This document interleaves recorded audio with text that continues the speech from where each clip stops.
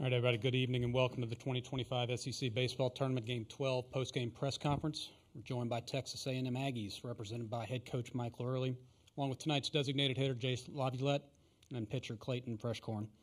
We're going to take questions first for the players, please. Sydney and Clay have wireless microphones that will be passing. Please wait to be called on and identify yourself when asking questions. Mark, let's start on the right on the second row. Mark Etheridge, D1 Baseball. Jace, I'd love to know, probably all of us would love to know what your last, say, 48 hours have been like. Yeah, got hit in the hand yesterday, broke bone in there, and went and got surgery and played today. And could you elaborate on what went into the decision to play? I think it's pretty clear. I said in an interview the other day I'd run through a brick wall for this guy, and I want to win. That's about it. I just wanted to win. Next for the players. Stay on the right. Jacob Renner, Baseball America. For both you guys, what does season mean to you? And to put on this run that you were able to, as far as you were able to go, what was this like in the SEC tournament? Yeah, I think it's pretty clear. I think you can see it from every single person in that dugout. There's nobody else that we'd rather play for than Coach right here. It's hard, man. You work so hard and prepare for a season like we did, and sometimes baseball's a funny game, right? It's hard. It's definitely got its ups and downs, but at the end of the day, I'll be able to call these guys brothers for the rest of my life, and I'm just so glad that I got to play for Coach Mike Earley, and I couldn't have asked to play for anybody else. Clayton, you want to comment? Yeah, for me, I mean, my biggest goals for this year and for this team was just to help them get as far as they could, especially after something like last year. And I know that we always say something that we don't repeat anything, we recommit to something, and I just wanted to give everything I could for the guys that I knew that wouldn't be putting this on this uniform anymore. And I mean, there's no question that I think that all of us left everything we could. Next one in the back left. Jace, Mitch Davis, MitchDavisShow.com. I do want to ask, you said you would run through a brick wall for Coach. But, what does being an Aggie mean to you personally? What does this program, what do you want your legacy to be at Texas A&M? Yeah, the past 3 years have undoubtedly been the best 3 years of my life. I can't speak enough about this university, what it's done for me, not only as a baseball player, but as a person.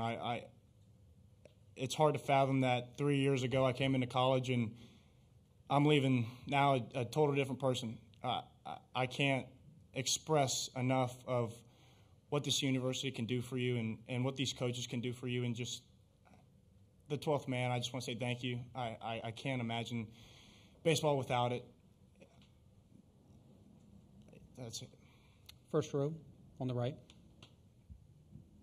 Koki Riley with The Advocate. Jace, was it a surprise for you guys when Anthony Einson comes into the game in relief over the last 3 innings? No, sir.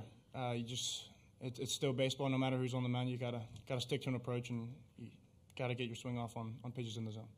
And Clayton, how did you find success on the mound in the over those last few innings? What were you really sort of, manipulating, exposing out there today? I think it was just one of those things where I was able to throw every pitch at any count and land any pitch at any point. And, I mean, I know our backs are against the wall. I know that, there's no other question that I have to go out and perform. So I think with that pressure, it made it happen, in my opinion. On the left, second row. Clayton, how much has basically everybody meant to you for this program alongside Harrison? Like, how has he meant to the pitching staff going back to the fall? And maybe is this the last time? You guys have a 50th ranked RPI right now, but regardless of what lies ahead for Selection Monday, what are your thoughts on this season and what lies ahead?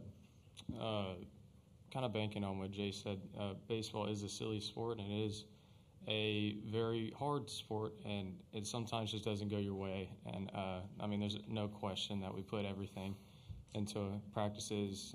In each moment that we had, each breath that we had, these guys mean everything to me. especially for a guy like me who is a first-year guy. Just getting to meet these people and get to know them as humans, not just teammates, was a big deal for me, and I'll never forget it. Last one for the players on the right. Jace, why has it meant so much to you to play for Mike, and what has he done for this program, in your opinion? I think he's done a lot more than anybody on the outside can see. There's so much that if you look at me before I got to college as a hitter comparatively to now, it's night and day. And then if you look at me as a person, I mean, I call this man my father. I really do. I die for him. And it's not only me. There's multiple people on this team that would kill to play one more damn game for him. And I said it over the summer that there's no better coach in the nation, and I still believe it, and I hope to damn hell there's a lot of other people that want to come to school and want to play for this guy. He will change your life, and I think that's all there is to say. All right, Jace and Clayton, congratulations on your play this week. Thanks for your time. Giggle.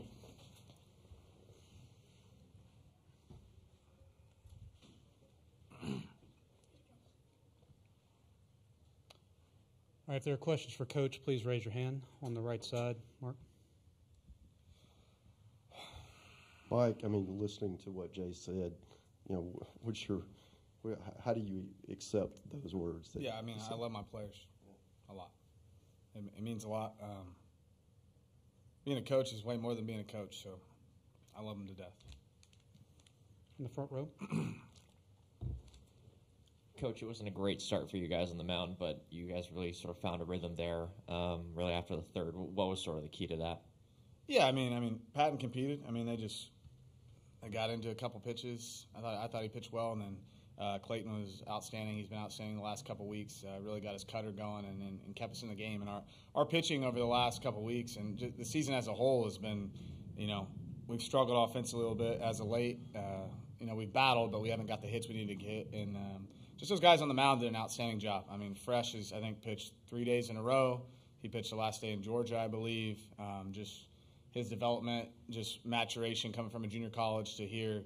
I'm just really, really proud of him and all the pitching staff. They did a tremendous job this season. In the front row on the left. Coach, you had talked about all season how much these guys care in that dugout, and just, you know, seeing a guy like Jace Laviolette, everything he's gone through over the last 48 hours. What does it say about his character and perhaps this team? Yeah, it's one of the most unbelievable things I've ever seen. I mean, he had surgery yesterday at 7 p.m. and played in a game at 6:45. I mean, that's just – I've never seen anything like that. You know, and it was big for us. Like, if trainers and doctors say you can't get hurt, I will play a kid as long as a kid is willing to play. You know what I mean? Never putting him at risk. But for him to do what he did today, I mean, that's one of the most, maybe the most incredible thing I've ever seen on a baseball field. And it just shows a lot about how much that guy cares about his team. Second row on the left. Mike, Matt Towery from World Baseball Network. In the seventh, Cash leads off the inning with the triple. A few moments later, Royo grounding out onto that infraction call at first base. What were your thoughts of how the umpires handled that call during that part of the game at the top of the seventh? Yeah, I mean, I definitely liked it when they didn't call it on the field. I haven't seen the replay. I would imagine through replay that was a correct call, but I haven't seen it. Third row on the left. Hunter DeLauder, ESPN Gainesville. Coach, in an environment like tonight it felt almost like an away game. You know, you guys fall behind early, but for you guys to just give yourself a chance and climb back, what does that say about this team? I think it says who we are. I mean, we had, you know, situations throughout the year where whether it be injuries or self-inflicted wounds, one thing never stopped, and that was our care and our belief and those guys' belief in each other. And I'm really proud of them for that. This year is not how we drew it up, but they never stopped playing. And I think, you know, not a lot of clean baseball as a whole throughout the year. It's put us in the situation we're in, but a lot of hard-nosed baseball. Guys playing hard and they never quit. And, you know, for me, we got to play, you know, we had to play better. I could go on and on throughout the schedule, whatever. But, you know, my guys play really hard, and that's something that I can hang my hat on. Two more. Start on the right. What is this year meant to you, and also what maybe have you learned from this year, just in terms of first year as a head coach, and how does this maybe help you in your career? Yeah, it's been a lot. I mean, I love Texas A&M. I love being a part of the university, the culture, the community, everything. I've learned more than I could have possibly imagined. I mean, just managing a lot of people and personalities and just creating such a broad scope of relationships is really tough, and it's something I really pride myself in. So it's definitely been a learning experience. I think you can see the growth of our team throughout the season. And, yeah, I'm just super proud to be a part of a university like this and the people, and it's just a really special place, and it's just I take so much pride in being the head coach here. And the last one in the back left. Coach Mitch Davis, MitchDavisShow.com. I do want to ask you what the next couple of days look like for your team, and how much are you going to lean on the leadership of Jace and others in your program to get through these next couple of days? Yeah, I mean, just like we have all year, our leadership in our locker room and the people we have in it, guys like Jace, Wyatt Hensler, Hayden Schott, Brad Rudis, Ryan Prager, Justin Lampkin. I could go on and on.